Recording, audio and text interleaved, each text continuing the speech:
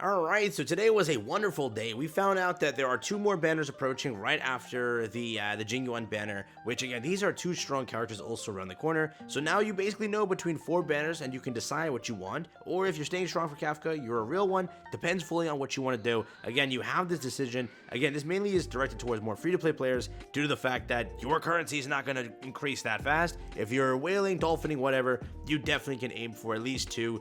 Potentially, if you're going for it, maybe three banners. You could be definitely, putting the big bucks in. Today, we're going to talk about what you should do because 1.1 is going to be brutal, either saving or spending. Today, let's talk about it. If you're new to the channel, like and subscribe. Let's jump into it. By the way, thank you for the support. It's been pretty insane, so I appreciate that. So as you all know, we have multiple characters that are around the corner, right? We first are going to be seeing still Jingyuan. He is still going to be a character approaching, and already this character has made it on people's list for summoning. It's a great character, AoE, whatever.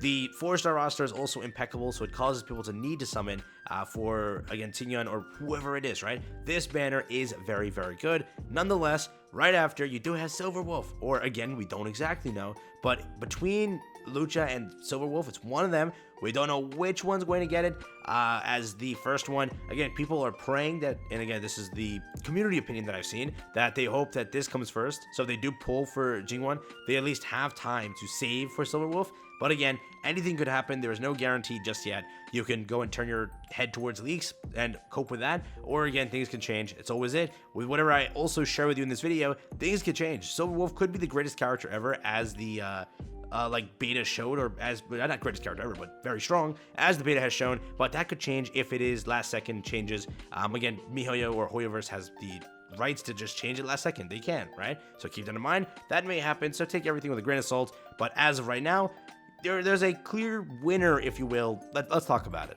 So first, each character has something that's going for them. Imaginary, abundance over here. Over here you have quantum and nihility. With this, just keep this one thing in mind, right? If you are missing one healer currently, and let's say you only have Natasha, the free healer that's given to you, and hopefully you also get some Eidolons for her if you are pulling on whatever banner, that would be pretty helpful, depends, whatever. But for that, you have one character that is a healer. For endgame or later in the game content, you will start to get to a point where you need two healers to build that multiple, comp, where you can go and clear Forgotten Halls or Memory of Chaos. Realize that that's a thing, right? And Bailu is not guaranteed to you up until, 300. So whatever it is, Bailu is an outstanding healer. Don't get me wrong, right? But getting her is pretty difficult. Unless you rerolled her or got lucky in pulling Bailu, you might be sitting there with one healer for a good amount of time in the game to where you can't guarantee one for potentially months. Potentially, that is the case. It may take you months to guarantee a healer, where you might be losing out. And again, currently the teams that are being associated to that content are with two healers, right? Yes, you can swap out some other characters, but the core of the teams are two healers, and that's what that is, okay? So at the end of the day, this is a character that might be worth it if you are looking towards that content and you're unable to get through to it. And, a healer is what you need versus, again, one that you can't guarantee for a good amount of time until, 300 pulls, which that's a lot of time. That's a lot of time, right, to get those 300 pulls. So first, that's the thing going for this character. With his kit, we already had an idea from the beta here, but again, things can change. So keep that in mind. Things can change. It's not guaranteed to be the same thing. Also, again, this is from the beta. This is not leaks. So I'm not going to get attacked here. Hopefully, calm down, everybody. All right, we're good. But with this, right? His skill here, that's very strong, and why people are pointing to this character. So what he does is when he applies this skill, it actually can heal over time once your character drops below 50%. It will then proc the heal, which is pretty good. So it says right here, meanwhile, LUOCHA gains one stack of Abyss Flower. When an ally's HP drops below 50%, LUOCHA will immediately use his skill one time on the ally without consuming skill points. This effect can be triggered again when the conditions are met after LUOCHA takes action 2 more times. So again, that's how his healing ability works, which it is pretty good. Just again, the problem is, you have Jingyuan before this. If you're pulling for him, a great AoE, DPS, whatever, that's there. After this, you have Silver Wolf. After that, you potentially have Kafka, or sometime in 1.2 and 1.3, you will find Kafka, where most people may not pull for this character. But again, if you need a healing character, this is a great character to go for. If you don't care for LUOCHA, whatever, you don't need to pull. It's a great character. It's good for healing. It will be very beneficial, but not really. Again, you can't label any character as a must pull. every character serves a purpose, every character is good. And again, if you don't care for the character, never force yourself to go for the character. And also, as mentioned, characters will see changes and may have already seen changes, so keep in mind whatever I share with you may be a little bit different from what you get to as the character releases, but core aspects should remain the same. For what he is, he should still remain to be a healer, obviously speaking. He should still remain to be, with his skill, being able to be procced at 50%. That's something that we kind of know will probably remain. So again, he is still going to be pretty good. He still is going to have the imaginary element. He's going to be very strong. His AoE ultimate is there. His basic attacks are pretty good, but he is a great character, and if you need him, that might be something to go towards, but it's fully up to you. I can't make the decision for you. It's really where you are, because some players may have Bailu and Natasha, where they do not need this at all. They will be good to go with what they have, but if people are trying to actually take part in that content and clear it pretty well, kind of need this. But again, really, if you don't care, just move about your day. You're good to go. So now, moving towards Silverwolf here, right? Silverwolf, first off, has an outstanding ultimate animation, a really cool character nonetheless. Very cool, very cool. There is that. Now, on a kit, onto everything here, Silverwolf is strong, and this is why people will push her as probably one of the most kind of free-to-play friendly characters, and a very long-lasting character probably in this game's meta, due to the fact that she can enable any character. She can take whatever 5-star character you have, whatever you're running right now, she can enable this character to do insane amounts of damage and be able to be used on any piece of content, because she just applies whatever the character is as a weakness. That's it, right? That's what this character does, and that is why this character is so strong. For example, if you pull the character like Zila, this is a great team you can actually go and formulate, because again, with Quantum, you have all those buffs already. Now, with this additional character being Silverwolf, it creates that entire idea that yes, Zila will be able to shred and get all the benefits from this team. And again, any 5-star you have, any mono team you plan on running in the future, this character can make that dream actually happen and just enable whatever the character is in almost every single battle. So keep it in mind, she is going to be strong and she's going to have a lot of longevity. And also in the future, we don't know when, I have no idea, I have not read leaks, when you pull for a character like this, yes, she is a quantum character, as we kind of know. This may be someone to look forward to, as if you do pull for Silverwolf, this might be very big for that quantum team. So that's what you're building, Zila, this, Silverwolf.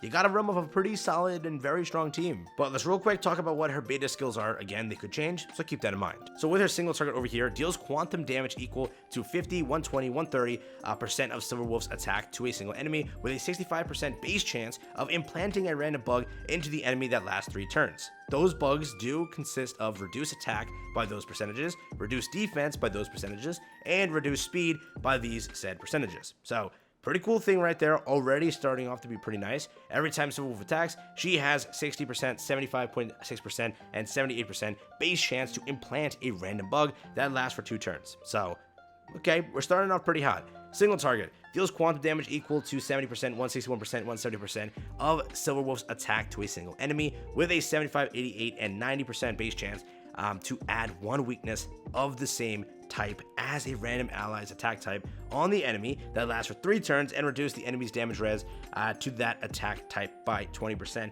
In addition, there's a 100% base chance to reduce the damage res of the enemy by 12, 17.2, and 18% for 3 turns. Also pretty good right there.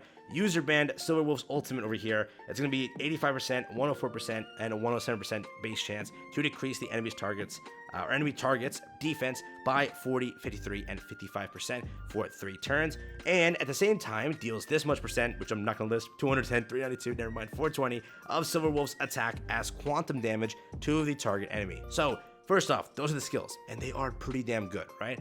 Going down here, you do have her technique, which is this: immediately attacks the enemy after entering the battle, ignores the weakness type, and reduces the toughness from all characters, or rather enemies. Enemies with their weakness broken in this way will trigger quantum weakness break effect. So this character is very good. This character is very strong. But now to give you a definitive answer, my answer, what I think I'm going to do.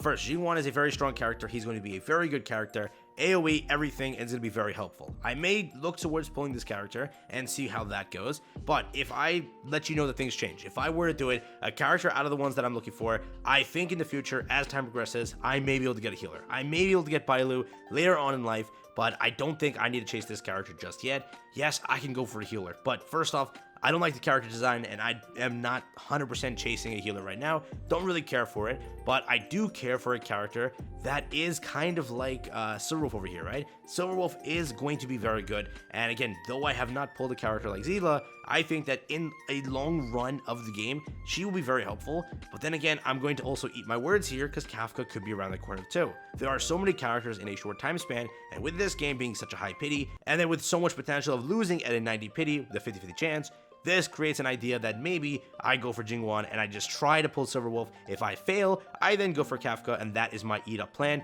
Go for it, see how that goes, and that's it, right? At the end of the day, that's going to be the entire decision up to you. What do you want? Do you need a healer? Do you need to progress in that content where it's Forgotten Halls or whatever? Do you need to get another healer? Are you scared Bailu's never going to appear on your account and you're screwed for a long time until we get a new 4-star healer or potentially another 5-star healer down the line? What's going to happen there? Again, Silverwolf is strong, she's going to be pretty good, but you don't need the character. Obviously, you don't need any character. Go for who you want, do whatever you want. But again, for longevity and for free-to-plays, might be a great character chase. So again, that might be my decision. But Kafka's there. But Blade, I think, is there also. I think he's around the corner as well. So there are other characters to chase if you really want to. Again, Silverwolf is very free-to-play friendly, very longevity-wise. You may want to go for her. Jingwon is very strong. Whoever you want to go for, you can make a decision. Each one has a purpose. I gave you all the details. I gave you all of the things and why each character shines in the area they do. Now it's up to you. Make your decision. Do what you want. I also gave you partially of what I would do. But again, I'm not you. I can't decide for you, nor can I tell you what you must do. It's fully up to you. If you don't care for Silverwolf, don't do it. If you like her kit, you like what she does, and you are building a team that she can be incorporated into, go for it. A support character has longevity. She will be very good for your account. Again, a healer pushing that endgame content or that other, not endgame, but that content, maybe endgame, you consider what you want to, but will be great, right? So each option is a valid option. It's who you want and who you think your account needs. Every account's different. That's why. So your decision, have fun. Best of luck. That's been for me here today. I will do a much more in-depth guide as we actually get like very close to their banners. So stay tuned for that. And yeah, peace out, enjoy. It's been it from me.